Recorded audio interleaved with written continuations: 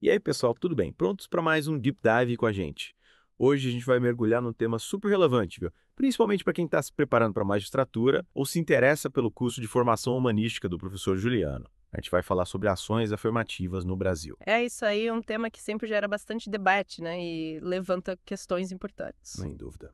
E para a gente navegar por esse mar de informações, a gente trouxe um monte de material. Artigos acadêmicos, documentos legais, opiniões de especialistas. A ideia é te ajudar a entender a fundo a história, como as ações afirmativas foram implementadas aqui do Brasil e qual o impacto delas na nossa sociedade. Exatamente, é um tema cheio de nuances e complexidades.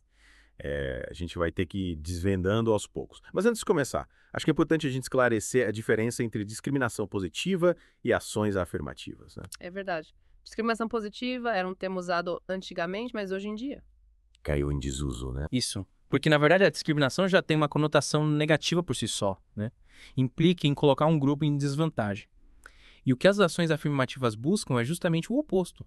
Combater a discriminação, promover a igualdade de oportunidades. Ou seja, elas são como um remédio para combater uma doença, né? Isso. Um remédio para tentar corrigir um desequilíbrio histórico. Remover as barreiras que impedem certos grupos de ter acesso a direitos e oportunidades. Tipo, não adianta só abrir a porta se a pessoa não consegue passar por ela, né? Exato. É preciso criar condições para que todos possam, de fato, ter as mesmas chances. E aí que entram as ações afirmativas. O Oliver, em 2007, fez uma analogia interessante. Ele compara as ações afirmativas a um incentivo para que as organizações, Ah, entendi. Tipo, para garantir que pessoas de grupos discriminados. Isso. que elas tenham a chance de, por exemplo, subir na carreira, ocupar cargos de liderança. Legal. Então não se trata só de abrir portas, mas de criar condições para que as pessoas avancem de verdade, né? Perfeito. E para a gente entender melhor como a gente chegou até aqui, vale a pena a gente dar uma olhadinha na história das ações afirmativas, tanto nos Estados Unidos, onde o termo surgiu, quanto aqui no Brasil. Boa. E pelo que eu vi aqui nos nossos materiais, essa história começa lá no ZUA, em 1935. Mas foi só em 1961, com a Ordem Executiva 1925 do presidente John F. Kennedy, que a expressão ação afirmativa ganhou mais força. Ah, entendi.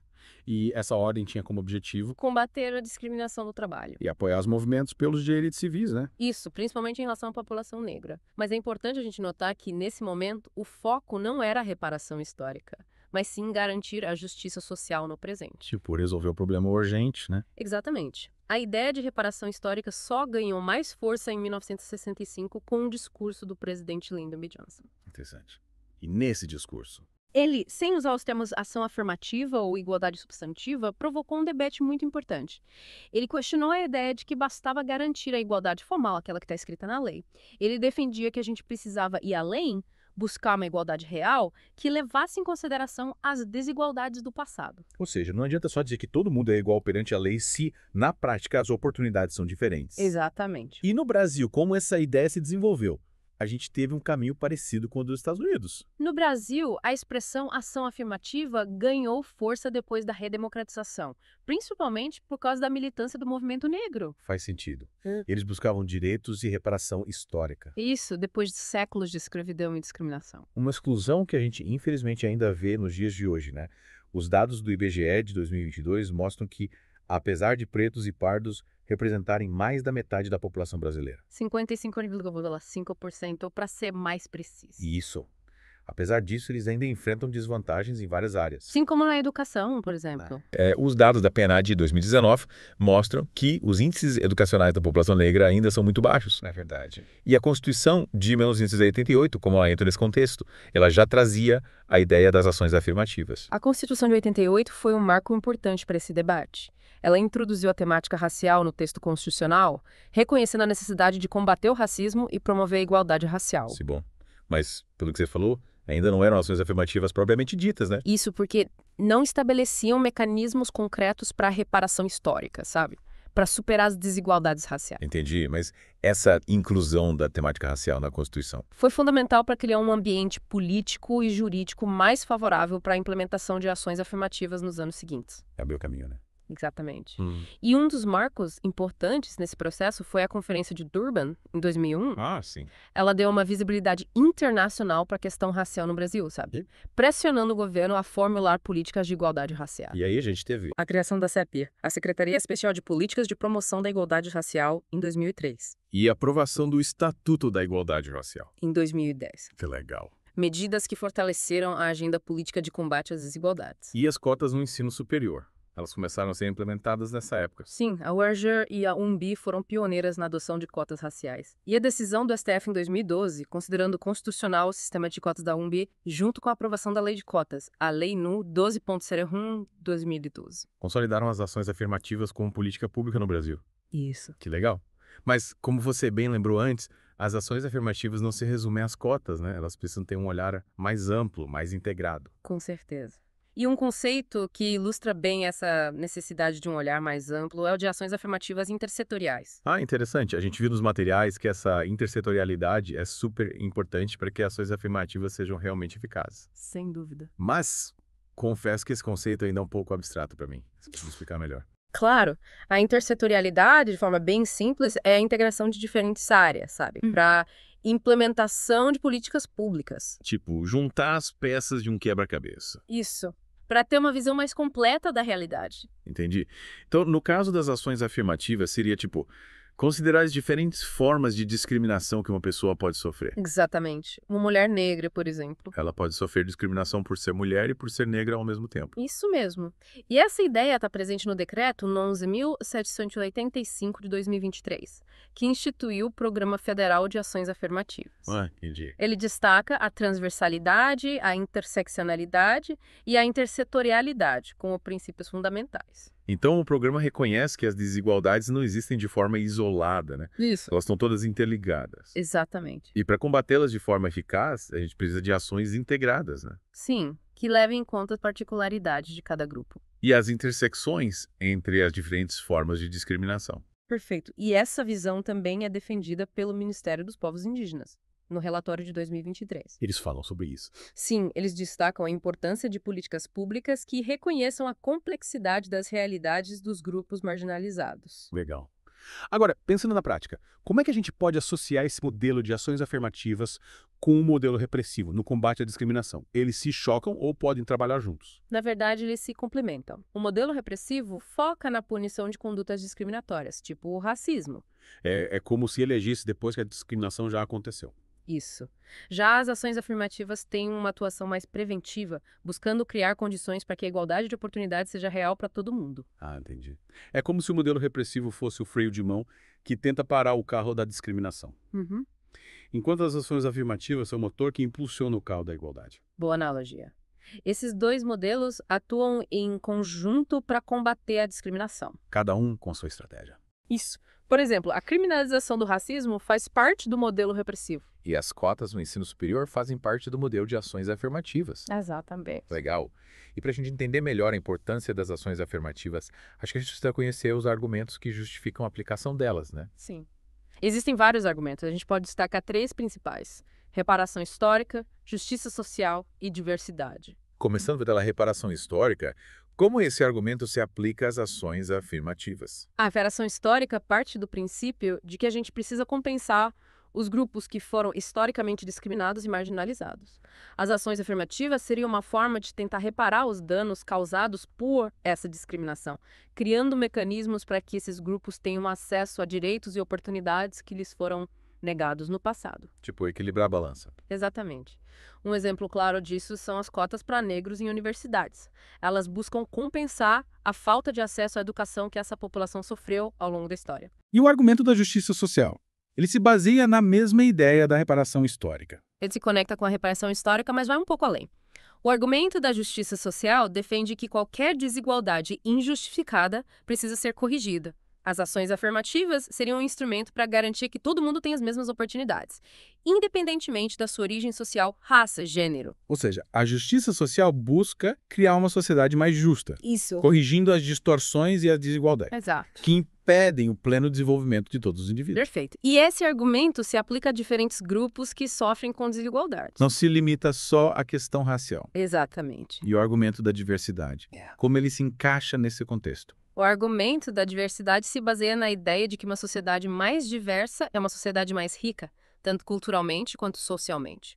As ações afirmativas seriam uma forma de garantir que diferentes grupos étnicos, sociais e culturais estejam representados em todos os espaços da sociedade. Tipo, construir um mosaico, né? Cada peça com sua cor e sua forma, contribuindo para a beleza do conjunto. Exatamente. A diversidade traz diferentes perspectivas, experiências, visões de mundo. Isso contribui para a construção de uma sociedade mais justa, Mais democrática. mais inovadora. Isso. Legal. Acho que esses três argumentos, reparação histórica, justiça social e diversidade, se complementam, né? Sem dúvida. E reforçam a importância das ações afirmativas como instrumento para a construção de uma sociedade mais justa e igualitária. Com certeza. E para a gente aprofundar essa discussão, a gente pode analisar o pensamento do Ronald Dworkin, um filósofo do direito que se dedicou a estudar as ações afirmativas. Ele apresenta duas linhas de argumentação: o argumento utilitarista e o argumento de ideal. Interessante.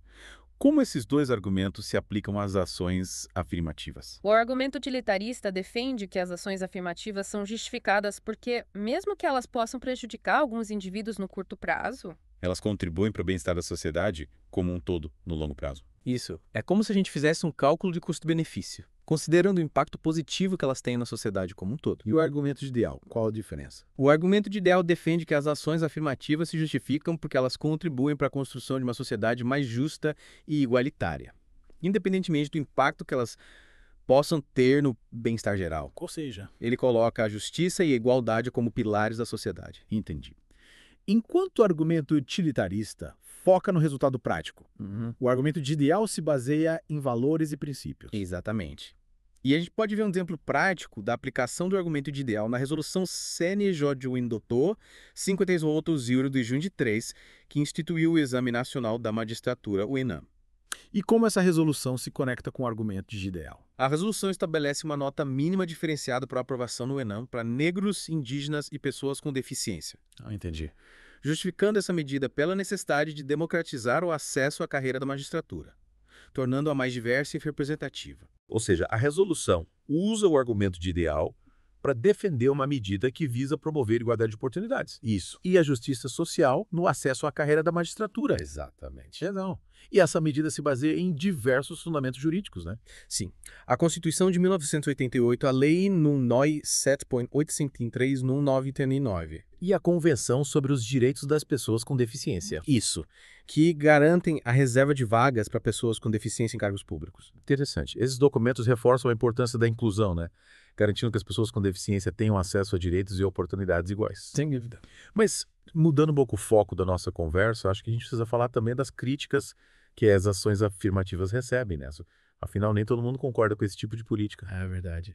E uma das críticas mais comuns é o argumento da creamy layer. Creamy layer, que nome curioso. O que significa isso? Creamy layer, ou camada cremosa, em português, critica a ideia de que as ações afirmativas acabam beneficiando só uma elite, sabe? Dentro dos grupos que deveriam ser beneficiados. Sei. A crítica se baseia na ideia de que dentro de cada grupo social existem desigualdades internas e que as ações afirmativas podem acabar beneficiando só aqueles que já têm mais recursos e privilégios. Ou seja, a crítica argumenta que as ações afirmativas podem acabar reproduzindo as desigualdades dentro dos próprios grupos que elas visam beneficiar. Exatamente. É um ponto importante para se pensar.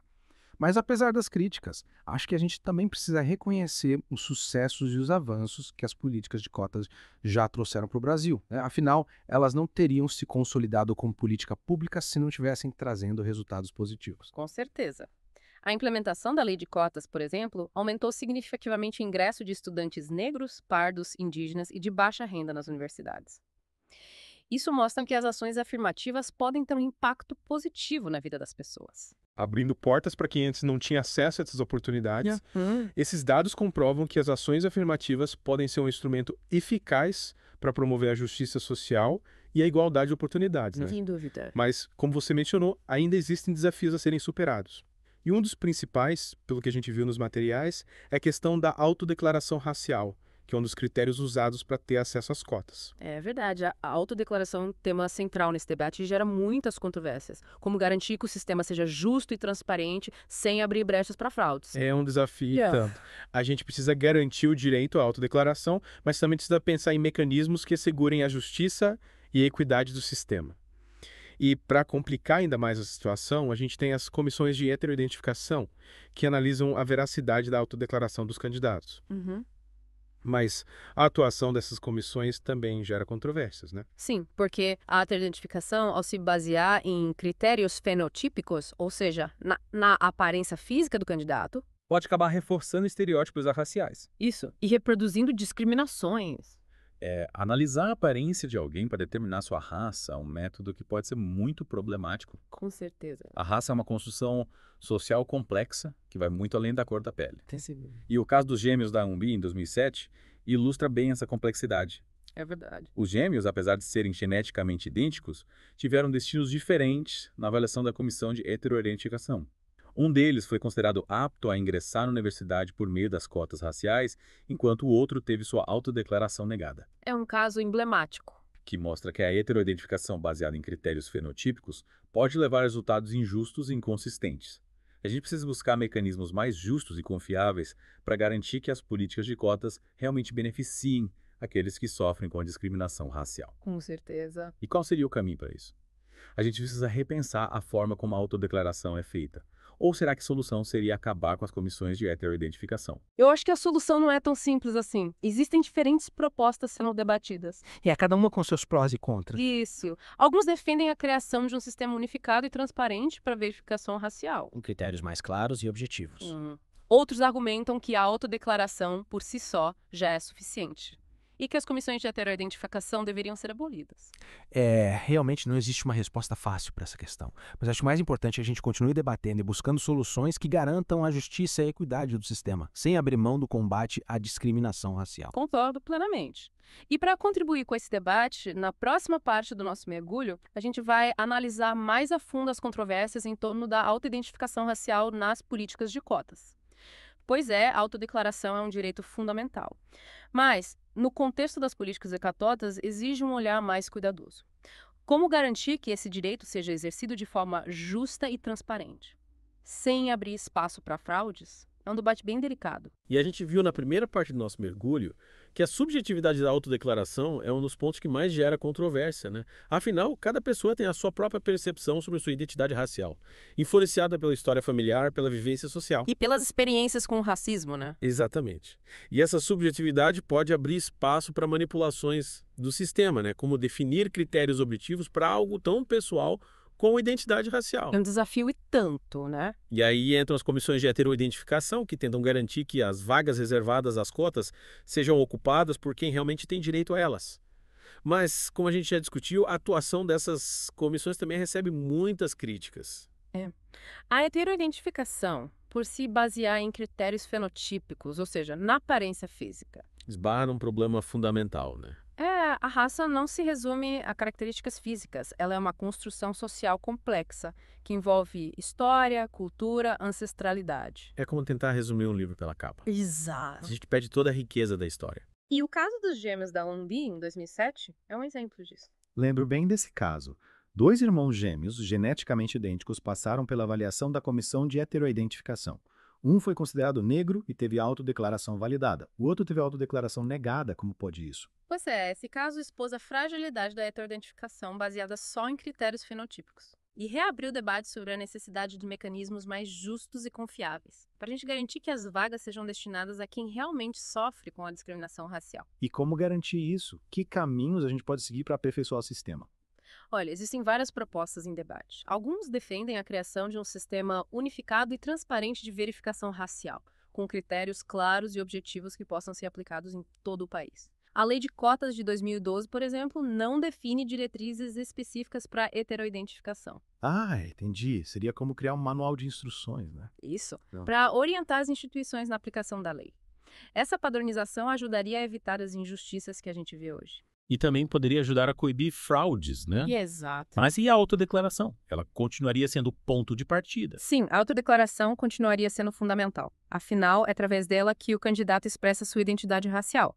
O que se discute é a necessidade de mecanismos mais robustos para garantir que esse direito seja exercido de forma justa e responsável. Encontrar um equilíbrio, né? Isso entre o respeito à autodeclaração e a necessidade de proteger o sistema de abusos. E falando em justiça social e igualdade de oportunidades, A gente precisa analisar também como as políticas de cotas têm se desenvolvido no Brasil.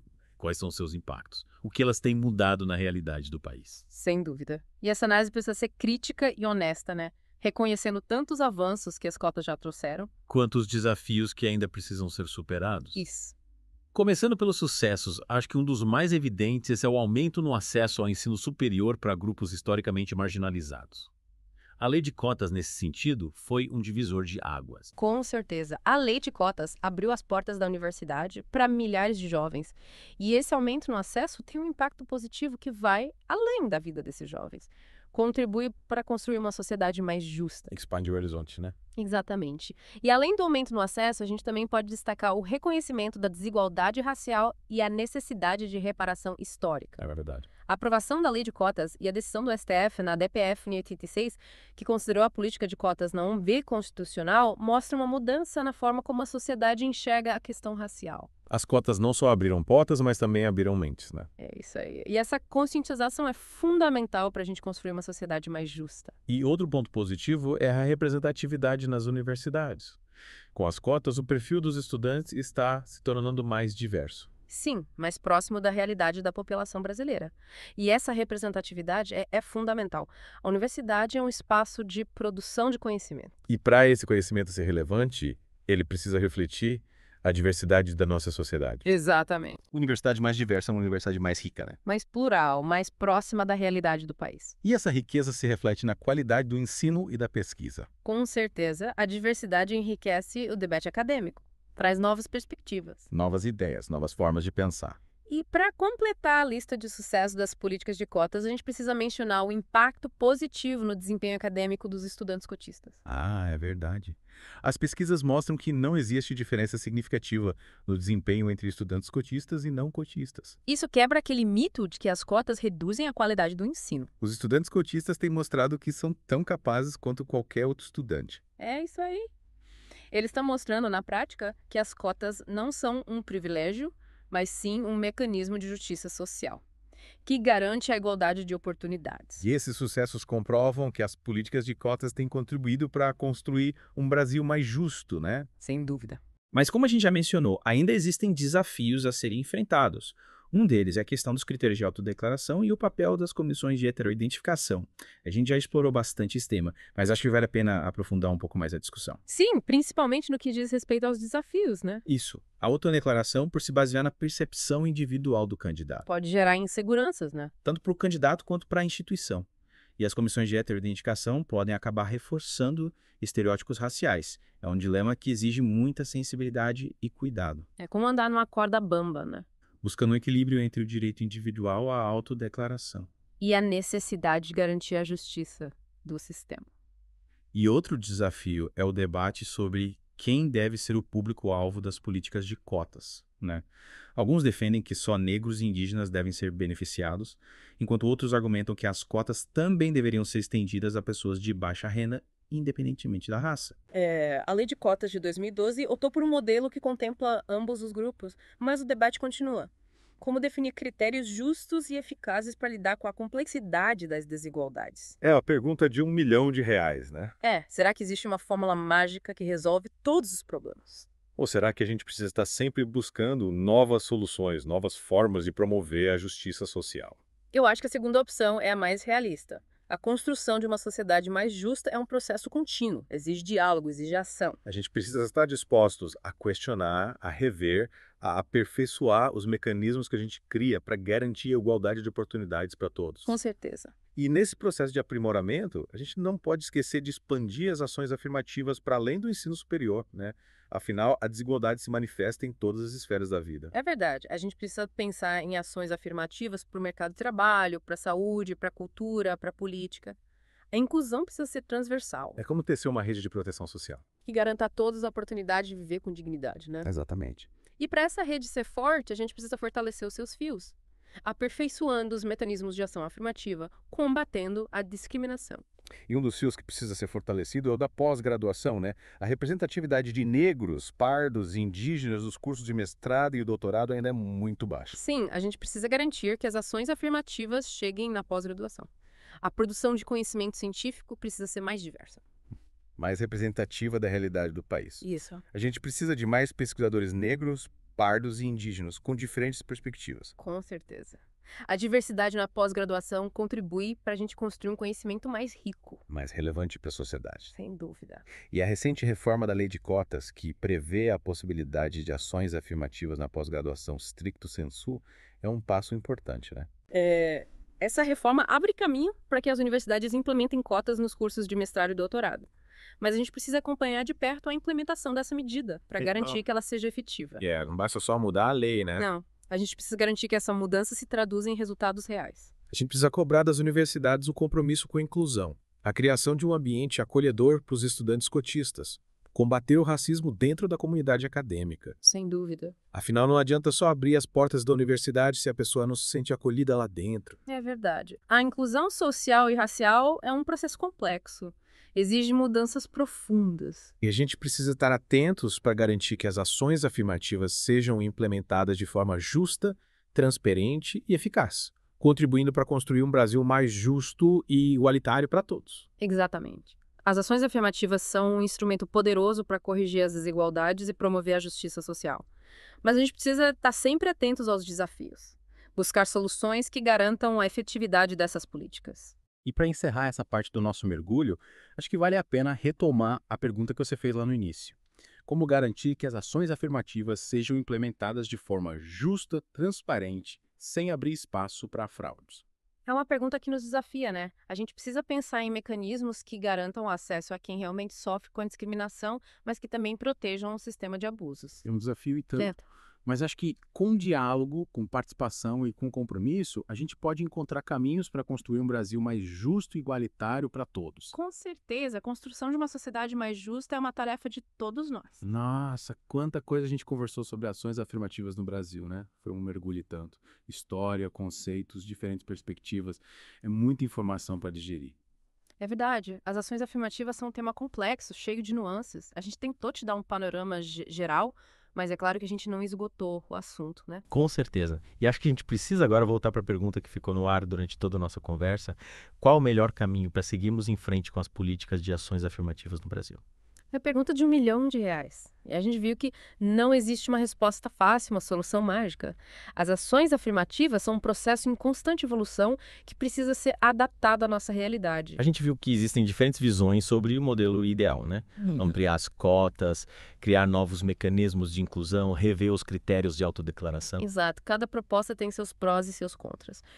O importante é que a gente continue debatendo o tema de forma aberta e democrática. Buscando sempre o aperfeiçoamento das políticas públicas. Acho que o ponto central é que, independente do modelo que a gente escolher, as ações afirmativas precisam ter como objetivo a construção de uma sociedade mais justa e igualitária. Sem dúvida. Elas precisam ser um instrumento para corrigir as desigualdades históricas, promover a inclusão social. E garantir que todos tenham a oportunidade de viver com dignidade, né? Exatamente. E para que isso aconteça, a gente precisa ir além do debate. A gente precisa agir, se engajar, cobrar dos nossos representantes a implementação de políticas públicas eficazes. É isso aí. A mudança que a gente quer ver no mundo começa na gente. Com certeza. E nosso mergulho nas ações afirmativas termina aqui, mas a nossa busca por um Brasil mais justo continua. Com certeza. Esperamos que essa jornada te inspire a se juntar a nós nessa busca. E para quem quiser se aprofundar no tema, a gente vai deixar links para todos os artigos e documentos que a gente usou para preparar esse Deep Dive. E para a gente te convida a continuar acompanhando o Deep Dive, onde a gente mergulha em diferentes temas, sempre buscando trazer informação de qualidade para você. A gente se despede aqui, mas o debate sobre as ações afirmativas continua. E a sua participação nesse debate é fundamental. Afinal, o futuro do Brasil se constrói com a participação de todos nós. Até a próxima! Valeu, pessoal!